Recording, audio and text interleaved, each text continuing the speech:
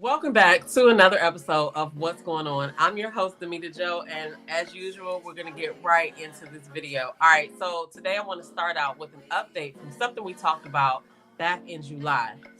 You guys remember the Carlee Russell story? Yes, the infamous kidnapping hoax. Well, it wasn't the only one. However, we're not going to get into that in this video. Today, we're just going to talk about where things stand now because everybody wanted her to do jail time. Everybody wanted her to pay back all the money for the resources that were exhausted during that 49-hour time frame where she was missing. Okay, then she turned up on her street, walking and running down the street. Okay, I really believe that we are owed the story to what happened. What were you doing that 49 hours? Where were you at? And why did you do this? Did you think it was going to go this far? Like, you know, for those of you that don't remember what happened, I'm going to read an article and they're going to recap it in the article, but they're also going to talk about what her current charges are. So we're going to take a look at that article now. Okay, let's see. Carlee Russell, who admitted to faking her own kidnapping in Alabama, was found guilty in the hoax and sentenced to a year in jail. Okay, there's Carlee right now. So Carlee Russell, the Alabama woman who admitted to faking her own kidnapping, has been found guilty of 2 misdemeanor charges related to the case, according to CNN affiliates WBMA and WVTM. Russell had pleaded not guilty to 1 count of false reporting to law enforcement authorities and 1 count of falsely reporting an incident. A judge found her guilty, and Russell was sentenced to spend a year in jail and pay nearly $18,000 in restitution, according to the reports. Russell's attorney, Emory Anthony, who he has some interesting cases too, guys. If you guys Google Emory Anthony, check out the cases that he's had. He told CNN affiliate that his client asked for a verdict so they could appeal the case to a circuit court in an effort to avoid jail time.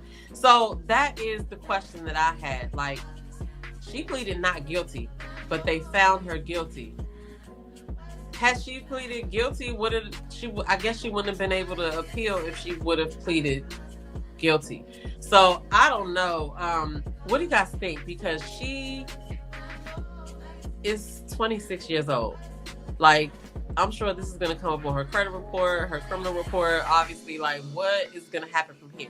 I will say that it seems like justice was served swiftly. This happened in July, the end of July. Now here we are in October, and it's already a verdict on the case, right? That's pretty interesting.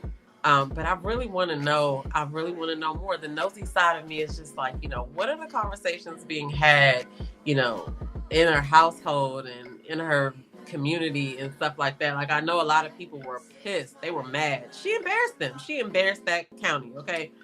So I don't know. I just imagine how her parents feel. But get in the comments below. Let me know what your thoughts are. Let me know if you think this was a just verdict, or do you think that they're being unfair? Get in the comments below. Let me know. So now we're going to talk about something else that we kind of talked about last year. Y'all remember the infamous slap that was heard around the world, okay? When Chris Rock got slapped by Will Smith, right? Now, that was all interesting. Chris Rock didn't respond or speak to Will Smith for like a year. I don't even think they've actually talked. He kept his mouth closed until he did that Netflix special. Now, I don't know if y'all seen the Netflix special, but he was kind of wild on there. But I mean, he's a comedian, so I don't know. Put your thoughts below about that as well. I mean, did you think Chris Rock's special was deserved? Did you think that it was just it's the par for the course? Or do you think that he should have taken the higher road and just accepted Will's apology and moved on? Like, how would you have handled that? The man got slapped on stage in front of millions of people. Okay. His kids saw that. I don't know. What would you have done? But we're going to take a look at this article because now Jada Pinkett is making these interview rounds. Okay. She had an interview this past weekend on NBC. It was an hour long. And then I also noticed that she's interviewed with some other people as well. Lewis House does a lot of like great interviews. And I think it's called The School of Greatness, but she also sat down with him as well. Haven't had a chance to watch that yet, but I just gotta say, before we read this article, like, you know, when the slap happened, I was saying, like, these people, like, they work in the land of pretend. They get paid to pretend. Like, we have no idea what's real and what's fake. Like, whatever we thought Will and Jada's relationship was, we really have no idea. Like, all of these rumors have come out. I feel like all of these rumors have come out based on them trying to keep it together. Certain things might have slipped out. She might have been seen with somebody. He might have been seen with somebody. He's been accused of, you know, sleeping with people that he's done movies with. Because according to what she said, they have been divorced, not on paper, but they decided to separate in 2016.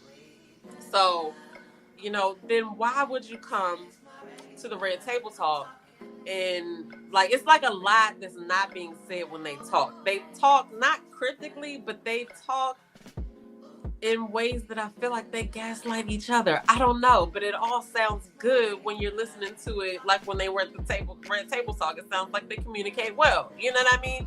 So, but my point is, we don't really know what's going on. But all I do know is Jada Pinkett is on a PR tour for her new book called Worthy. Now, in that book, apparently she tells a lot about her marriage, and she makes a reference to the marriage as like a rugged time or something like that. Like, and I don't know. After I read you this article, we're going to come back and talk about, you know, this whole thing a little bit more. Let's take a look at this article. Okay, so USA Today, right? Jada Pinkett Smith bears all about marriage in interview and book. Hell of a rugged journey. That is a wild way to describe your marriage, right? Oh. Okay. Will and Jada Pinkett Smith's separation 7 years ago isn't the full story, or in this case, memoir. Although the couple had kept their 2016 split private, Smith kissed Pinkett's face at movie premieres and appeared on her intimate Facebook watch series Red Table Talk, where they once vowed bad marriage for life. Okay, I gotta jump in here because yes, that's what I'm saying. Like, you guys decided to separate, but you didn't want to tell anybody, so you tried to keep up appearances. Like, no wonder there's so many rumors out here. Now, I don't think that they, you know, everybody that gets married that's a celebrity couple needs to come out here and tell us all their business, but a lot of these rumors wouldn't be out here if they hadn't have been doing what they were doing. You know what I'm saying? Like, I don't know. Like, tell me if I'm wrong, because right now, it's like, not even just right now, for some years, it's like Will Smith has been looking bad out in these streets. Am I tripping? He's been looking bad out in these streets. Like, I just be like, oh my God, why is Jada doing this? But then when they sit down, like at that Red Table Talk, right? At that Red Table Talk, they were just talking about her romps, but she tried to put it as an entanglement. And it's like, it seemed like a lot of stuff just wasn't being said. And I don't know. But, you know, let me get back to this article. So the actress writes openly of their estrangement in her memoir. The name of it is Worthy. It comes out this week. And she also talks about their decision not to divorce. The two are redefining marriage in a way reminiscent of when Gwyneth Paltrow thrust conscious uncoupling into the public consciousness. The Smith union is a life partnership, the Girls Trip star tells USA Today with a laugh. And we're still trying to figure out what that means for us. These last 2 years have brought up a lot of stuff, and he and I have really just been focusing on healing together, and that's really been our priority. Now, they did get married very young, right? Will had already been married once, but he was still in his young, early 20s, and Jada was also in her early 20s, like, and let's just talk about the Tupac thing, okay? Is it just me, or do y'all think that Tupac and Jada would not have been together if he was still here today? Like, it's interesting how she speaks to him. It's just really interesting how she speaks to him. Like, I think that he thought that she was cool, but I don't necessarily think that he was into her the same way she explains it now. Like, I don't know. Like, I don't know, because I don't know. I just don't know. Comment below.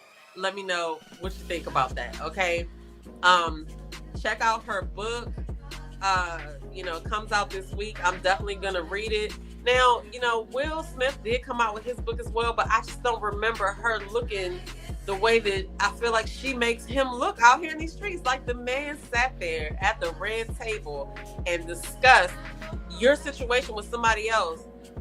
And then the way they discussed it, it was like, if you didn't know with certain things, man, you would have just thought that nothing happened. I don't know. It's just baffling to me. And like I said, they don't owe us anything, but since they want to come out here and put out stories, it's like, why would you decide to separate? But then Will's still kissing cheeks at the events. And then let's talk about the Oscar slap, right? So she said that he asked her to go with him. Mind you, they weren't together. She hadn't been doing those wifely duties at that point because they had decided that they weren't together. So when he got up to go up there and slap Chris, she said that her view was blocked, so she couldn't see that he actually hit Chris. Okay. She thought it was a bit. Okay. When he said that he should keep his wife's name out of his mouth, she was confused by him using the word wife. Okay. Later on, Chris leaned over trying to tell Jada, hey, I meant no harm. She was just flustered by what was going on because that was not Will's normal behavior. I think we all said that. So it brings the question to me, like, what is Will going through that has him reacting like that? And in his acceptance speech, he mentioned, what people will do for love, right? So I wonder if at that time of the Oscars, Will was trying to make a turn to go back or what? But like, why would he so angrily defend her if they hadn't even been in those situations? Like, what? I don't know. I just don't know. Like, a slap? Like, bruh, what were you doing? It's a sticky situation, I'm sure, but y'all, the book comes out this week. So get in the comments below. Let me know what you think. Okay, now it's time for the Entrepreneur of the Week. And y'all know I love finding Entrepreneurs of the Week, but funnily enough, I never have to look hard because of the many, many Black entrepreneurs that are out here in these streets. Okay, you guys know that I review reality TV shows, mainly the love and dating ones. So while I'm watching those shows, there's a lot of entrepreneurs on those shows as well that are Black entrepreneurs. Okay, so recently I watched Love is Blind. Now, if you haven't seen Love is Blind, if you like things like that, they take these people, a certain group of women and a certain group of men, and they put them in these pods. They cannot see each other. The only thing they can do is talk to each other for 10 days. Then they have to figure out who they're going to propose to or accept the proposal from. The next day after they've been proposed to, they meet each other for the first time face to face. Those meetings are hilarious when the physicalities are off. It's interesting to see people talk like for a long time for 10 days and then see them see each other and be like, oh, that's what I was talking to. Anyway, you got to take a look at it. But this season, there was a sister named Miriam. And Miriam actually has a body butter business, okay? Miriam is going to be our Entrepreneur of the Week because I love body butter. Holidays are coming up. You might need a new company to try out. You might just want to support a Black business. So we're going to take a look at her website, Zach and Lucy, right now. This site is called zachandlucy.com, okay? And it is for hand and body butters. They give you a little 10% coupon when you first click on there. And we're going to go and take a look at their About section. It says, our products care for your skin and the planet. All right, so they use organic ingredients and sustainable packaging. So Zach and Lucy was founded to create high-quality products that are plant-based, eco-friendly, and supportive of women in West Africa. Our shea butters are sourced directly from West African women who rely on shea butter production to support their families and communities. Our scents are from the Middle East, Asia, and the Americas. Take your skin on a trip around the world as you indulge in the moisturizing richness of our body butter. Okay, so now our body butters are waterless with no heat added, so the integrity of our ingredients are maintained as nature intended. Okay, that is Miriam right there. As you can see, it says, about our founder. Hi, I'm Miriam, merging chemistry with my African heritage. Miriam is a chemist who struggled with dry, inflammatory skin and could not find a moisturizer that resolved those problems. Being of Nigerian origins, Miriam began to take interest in African remedies to skin issues.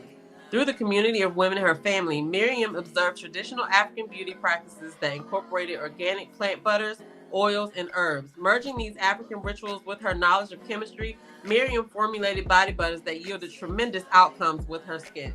So she founded Zach and Lucy to provide natural, safe, and plant-based solutions to skincare. So it's safe and organic, woman-owned, and sustainable.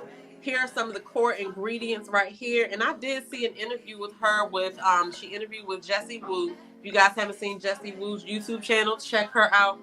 But they both have African descent, so that was a cute interview for them to have. But in that interview, she did receive some of the product, and she tried it right on camera, and she gave it her stamp as well. So I'm gonna have to order some of this. But the core ingredients are shea butter, sweet almond oil, grapeseed oil, vitamin E oil.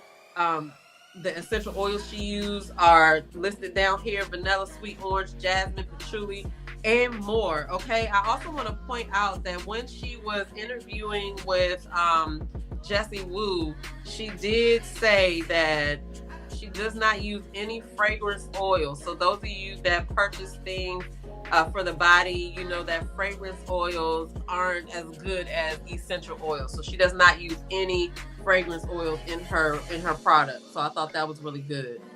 Okay, so we're just gonna go over and check out her Instagram so we can follow her real quick if we're not already. Okay, so this is her Instagram, and we are already following her, as you can see. And this is her Instagram, guys. She has customer reviews on here, and she has, behind the scenes of her getting the product ready and things like that. Lovely, lovely, lovely. I like the packaging too. So definitely check her out.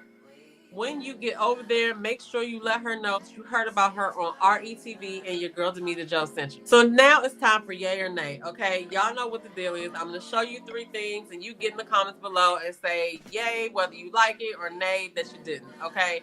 So the first one is for all my people who are not the only child, okay? Is this true? Okay, so this one says, moms be trying to go easy on that last born. Nah, throw the TV at them just like you did me. Now, I can't relate to having the TV thrown at me, but yeah, it's like back in the day, especially grandmothers, they would reach over and pick up whatever was in reach. It might be a flip-flop, it might be an extension cord, or you might have gotten told to go out and get your own switch, okay? Some of us that are listening to this remember those days, okay? Somebody says, we tired by that last one. Just stay alive and out of jail are our only request. That must be apparent. And if I would have read that 25 years ago, I wouldn't have understood it, but I understand it now. Okay, most of the action for me and the chuckles that I get are from the comments, guys. This other person's asking, can firstborn sue parents for unlawful treatment? Punish. Listen, I feel like some of it might have been borderline abuse, but it's over with now. So, and somebody else says, hey, listen, I got hit with everything growing up: a belt, a shoe, hats, newspaper, house shoe, especially. That was a favorite. I'm going to link this Instagram in the description below so you guys can read those comments and maybe add your own. But what do you think? Yay or nay? Is that true? This next one is about flying into Las Vegas. Have you guys seen this sphere? Okay, so this is what you would see as you're coming into Las Vegas on a plane when you're looking out the window. This is how it looks in the daytime. I feel like the whole world is turning into a cartoon. I guess that does put people at ease, especially kids if they're looking off the plane. I guess that does put them at ease. This is what it looks like at night. Now I want to go to Vegas just so I can say I saw the sphere. Have you guys seen it? Get in the comments below. Yay or nay, have you seen it? This next yay or nay is about 7 Chinese women that decided to buy a mansion that they could share together when they retired. They had joked about it when they were younger, but they actually purchased the house for $580K for them to retire in when they're 60. Now, they're not 60 yet, but they'll all have responsibilities in the house, like, cooking and cleaning and stuff like that. Would you do this? Would you buy a huge house and live with your friends as y'all got older? I mean, it's interesting that all 7 of them are single, because I guess they don't mention anything about the men. I didn't go all the way through the comments on this one, but it is interesting to me. So the house looks great though. I like the way it looks, but I guess that is good because they will be able to take care of each other, and history shows that men don't really take care of themselves that well, so I can imagine that they'll be living good. Seven people. So anyway, yay or nay, would you guys consider doing this? And if you're a man, would you consider doing this as well if you're single? Only if you're single. Okay, that's all I have for you guys today. Thank you for tuning in. Definitely don't forget, you can still download the app on iOS or Android, and you can find us on Roku TV. I'm your girl, Damita Joe. I'll see you guys in the next video. Peace.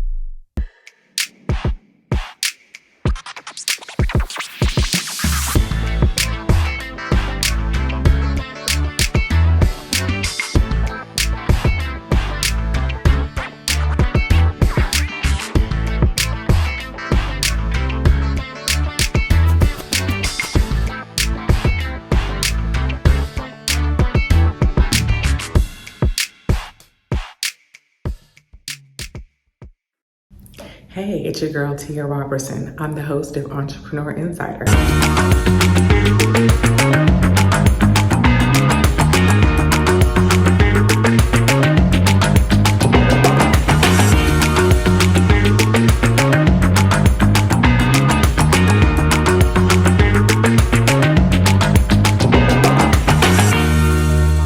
Right here on RETV every Thursday at 6 p.m. Eastern for entrepreneurs and news that you need to know about. See you there.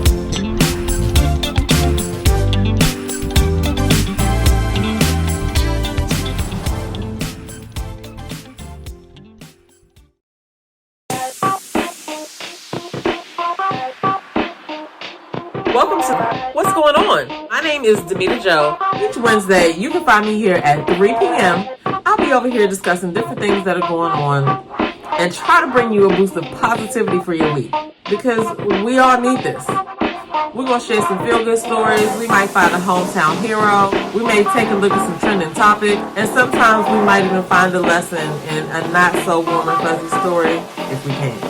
I'm Damita Joe, and I'll see you guys on the next episode right here on What's Going On?